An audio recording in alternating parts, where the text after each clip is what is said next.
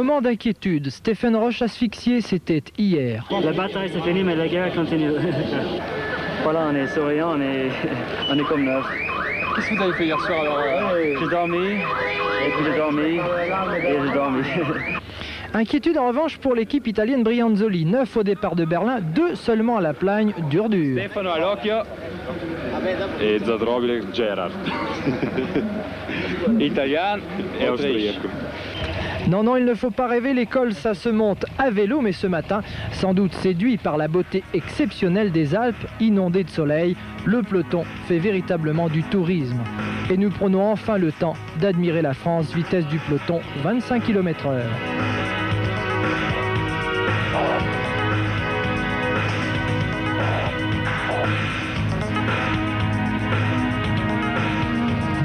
Km d'ascension cyclotouriste au total avant qu'Hermans ne passe en tête au sommet devant Fuerte et Herrera.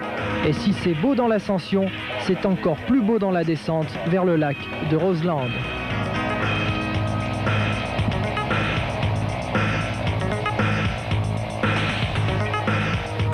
Eduardo Chozas, lui, aime aussi les descentes, mais il a un plan en tête.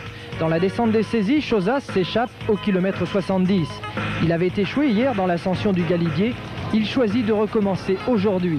Seul dans les saisies, seul dans le col des Aravis, avec plus de 2 minutes d'avance sur le peloton. Chozas, il aime l'effort solitaire, il avait gagné l'an passé dans le col du Granon.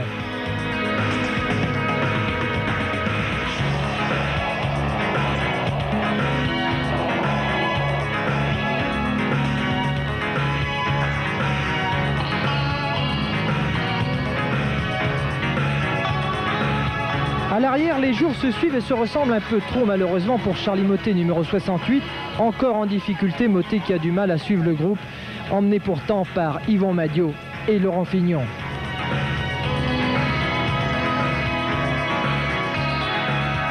Dans le col de la Colombière, Eduardo Chozas est encore seul. Chozas, un Madrilène de 27 ans, résistant comme la Roche de Castille, où il est né.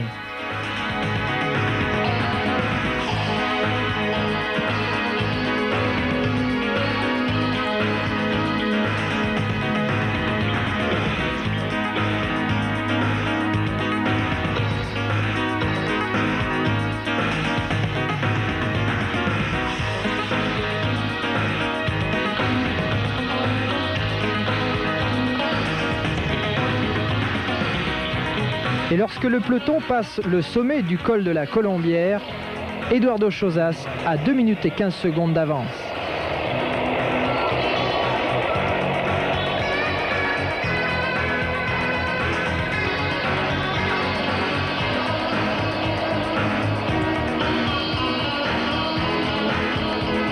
Et puis l'histoire du Galibier va se répéter.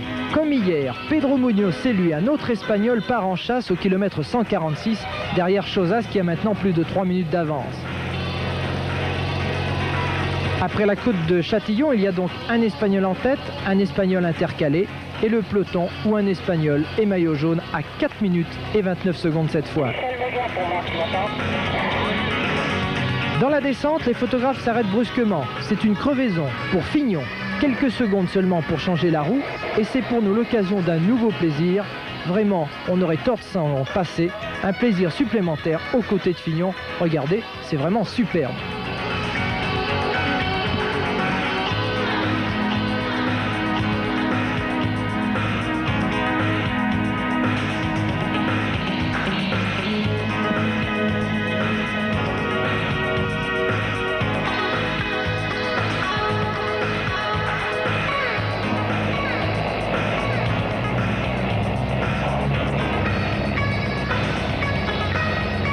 La vitesse, ça vous intéresse peut-être, eh bien environ 90 km/h, c'est pas mal. Non ?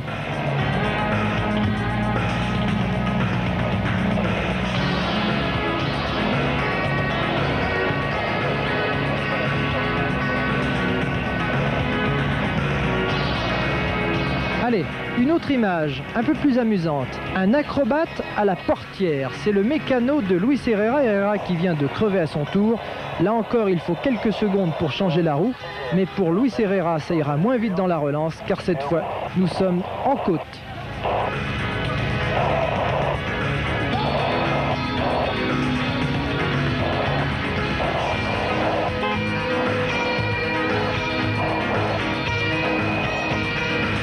Cependant, toujours pas de problème pour Eduardo Chozas. Il sait maintenant que la victoire d'étape est bien pour lui.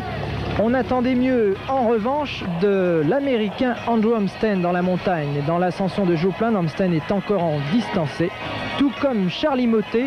Charlie Mottet incapable de porter la moindre attaque et donc d'inquiéter le maillot jaune Delgado.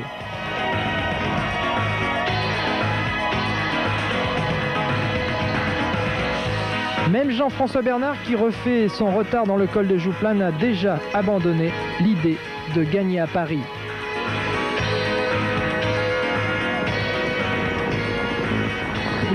Non, en réalité, le maillot jaune sera sans doute espagnol ou irlandais. Delgado et Roche sont au coude à coude.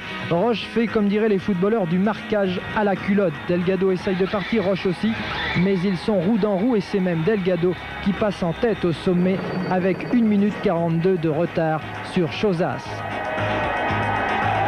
Alors Stéphane Roche se dit qu'avec la descente, Delgado se méfiera moins. Roche en profite, Roche attaque, il creuse un léger écart avec le maillot jaune. J'ai essayé dans la montée, je ne pouvais pas. Alors j'essaie dans la descente et j'ai pris 18 secondes. Alors c'est mieux que rien. Chozas, quant à lui, franchit la ligne d'arrivée avec 43 secondes d'avance sur Roche, il était temps. Et Delgado n'a plus qu'une vingtaine de secondes d'avance sur Stéphane Roche. Vous savez, 21 secondes, je pense que c'est vraiment insuffisant pour moi face à Roche dans le contre-la-montre. Et je pense que j'aurais du mal vraiment à garder ce maillot jaune. Le malaise de Stéphane Roche. J'ai plus de médecine, mais psychologiquement, on a un rôle important. Un éventail d'interventions très large, de la blessure grave au réconfort moral, de la crème solaire appliquée le matin sur le visage de Roland Leclerc, au massage réclamé par Pascal Simon pour résorber sa tendinite. Ouais. Un peu plus sur la rotule là, la tête du Pyrénées. La tête du Pyrénées là. Pascal, c'est un problème de récupération, enfin toutes ces étapes de montagne là. Oh, c'est pas spécialement dû à la montagne, ça fait 5-6 jours que même un petit peu avant, surtout dans le contre-la-montre de 87 km.